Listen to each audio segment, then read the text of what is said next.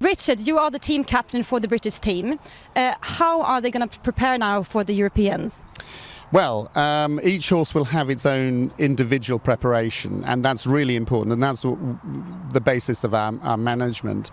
So some horses need to come here. For instance, Carl's and Charlotte horse, they felt they needed to run here at Hickstead, and Laura's horses, she didn't feel that was the best thing to do. So they'll all have their own individual programme. They'll all have, the ones that are staying at home, have now every training day mapped out, every rest day mapped out, every hacking out a day mapped out until the Europeans.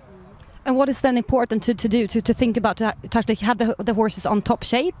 Yes, it is. I mean, the most important thing is not to ride your medal-winning test either in the warm-up or in the days before you leave for the European Championships. So bringing a horse to peak performance is an art, and this is what we've been working with each rider and trainer to try to decide, what is the optimum preparation for each individual horse and, of course, rider.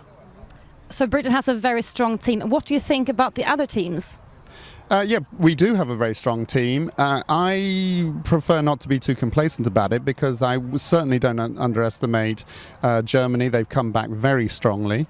And, well, in sport, anything can happen. You know that. So, I think we've really not got to concentrate so much on the other teams, but we have to concentrate on our own performance, because that's how dressage really works.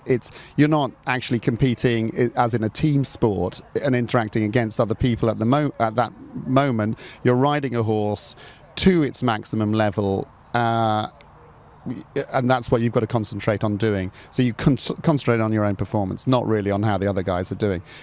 And then the rest is down to how the judges perform, how the riders ride, how the horses perform, and those kind of aspects. So who are the rookies? Who are the black sheep that we have to keep our eyes on?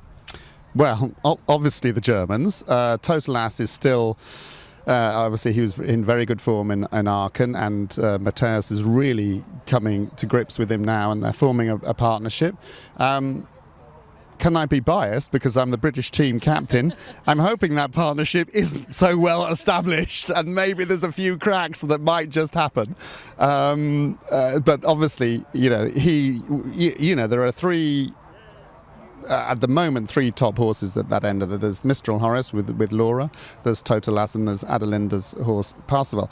I actually think Carl Hester's horse Uthopia could be up there with those. We've got a very good system in place, and every time we go to a competition together, for instance, we've just come back from Aachen, that is a rehearsal for how the support team and the riders and the grooms and the owners and all interact with each other, because, running a big team, it's a case of everybody understanding what their role and their contribution is, and it's also understanding what it isn't. So if everybody concentrates on what they really can contribute and what they're there for, then everybody gets the job done.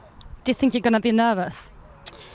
For sure it's going to be nerve-wracking, and can I tell you, it's as you probably are aware, it's always worse on the floor. It's always far more nerve-wracking when you've got a team rider in the arena on the floor than when you're in the saddle actually getting on with the job, and there isn't time to be nervous then.